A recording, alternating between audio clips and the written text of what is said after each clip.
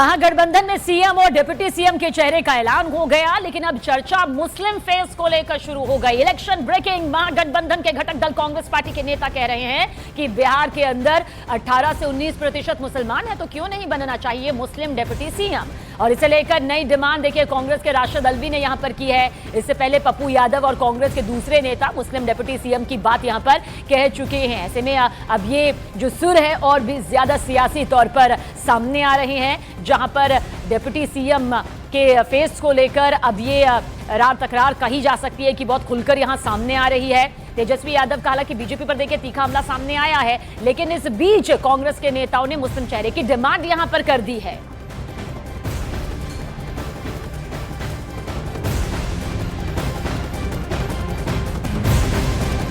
और इस बीच बिहार में एमवाई फैक्टर को लेकर जंग जारी है। मुस्लिम और यादव समीकरण को साधने के लिए एनडीए और महागठबंधन पुरजोर कोशिश यहां पर कर रहे हैं। एनडीए नेता सवाल उठा रहे हैं कि बिहार में 18% मुस्लिम हैं, फिर मुस्लिम को डिप्टी सीएम का चेहरा आखिर क्यों नहीं बनाया गया, जबकि मुकेश सहनी जिस समुदाय का नेतृत्व और राजनीति करते हैं उसकी आबादी महज 3 से 4% है। इससे पहले तेजस्वी यादव ने देखिए डिप्टी सीएम के सवाल पर मुस्लिम चेहरे से इनकार नहीं किया था। विरोधी सवाल कर रहे हैं कि एमवाई समीकरण की बात करने वाले तेजस्वी यादव और उनकी पार्टी आरजेडी मुस्लिमों को सिर्फ मोहरे के तौर पर आखिर क्यों पेश कर रही है।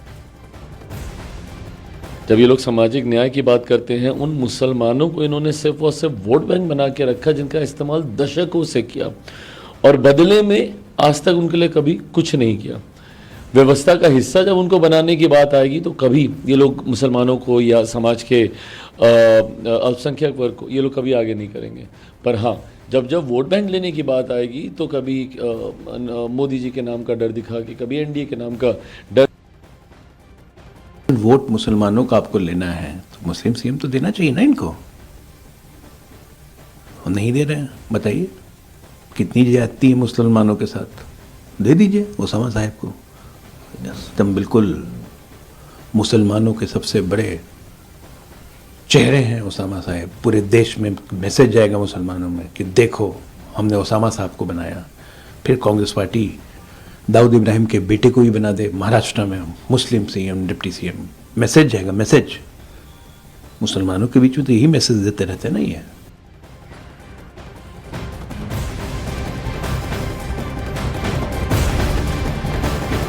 और देखिए आरजेडी की तरफ से दावा किया जा रहा है कि अभी और डिप्टी सीएम का ऐलान यहां पर होगा, इसलिए इंतजार करना चाहिए। लेकिन बीजेपी की ओर से कहा जा रहा है कि खुद को मुस्लिमों का हितैषी होने का दावा करने वाली पार्टी सत्ता की मलाई सिर्फ अपने लिए रखेगी क्या। उन्होंने पहले भी श्री तेजस्वी यादव जी ने भी कई मौकों पर कहा है कि जब डिप्टी सीएम पर सवाल खड़े हुए तो हम 2 नहीं 3 डिप्टी सीएम बना सकते हैं, 4 बना सकते हैं।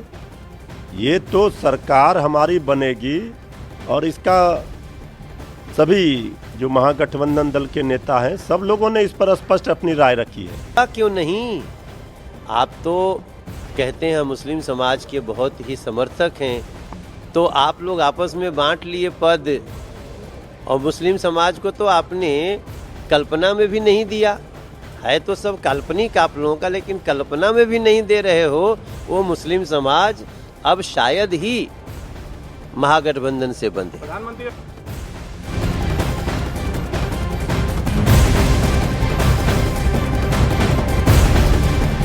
और देखिए इस बीच कांग्रेस नेता राशिद अल्वी का बयान सामने यहां पर आया है। क्या कुछ उन्होंने कहा, सुनिए ये भी। तो डिप्टी सीएम के मुद्दे पर राशिद अल्वी का बयान यहां पर सामने आया है। इलेक्शन ब्रेकिंग, राशिद अल्वी ने कहा कि बिहार के अंदर 18 से 19% मुसलमान हैं। ये राशिद अल्वी की तरफ से बयान सामने आया है। दरअसल डिप्टी सीएम का मुद्दा अब और ज्यादा गर्माता हुआ नजर आ रहा है, जिसके चलते बिहार के अंदर 18 से 19% मुसलमान होने की बात यहां पर राशिद अल्वी कर रहे हैं और कह रहे हैं कि क्यों नहीं बनना चाहिए डिप्टी सीएम आखिर मुसलमान चेहरा।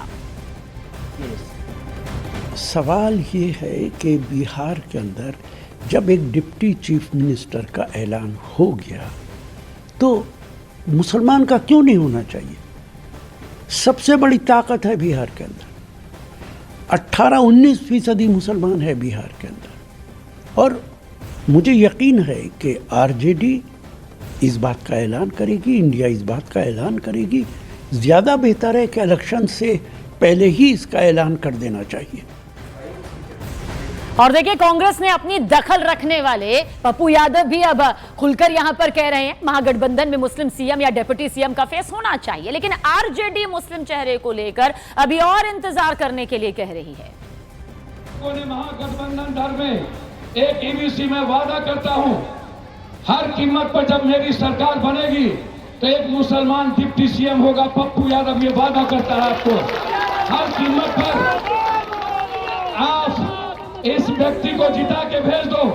मैं आपकी खिदमत में वादा करता हूं, सीमांचल का कोई नहीं, यानी सरकार में वोट लेगा तो प्रोफेसर मुसफ्फिर साहब है जो वोट लेगा, मैं आपको वादा करता हूं। इसीलिए ये राहुल गांधी का फरमान है, एक दलित सीएम एक मुसलमान। उन्होंने कह दिया परसों कि सभी सामाजिक समीकरणों का ध्यान रख करके उप मुख्यमंत्री और बनाए जाएंगे, इसकी घोषणा की जाएगी।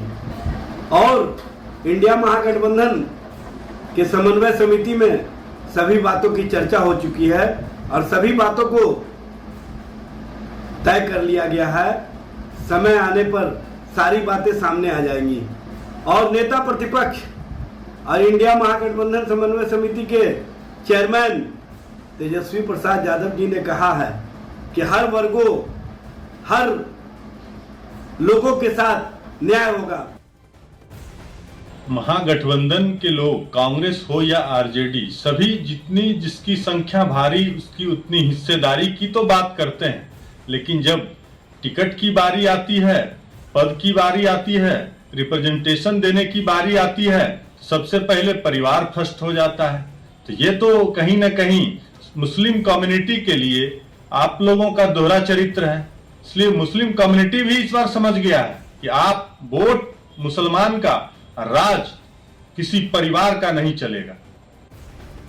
एमवाई यानी कि माय समीकरण मुस्लिम यादव क्या अब बदलकर मल्ला यादव हो गया? मुकेश सहनी ने इसे लेकर क्या कुछ कहा वो भी आप देखें।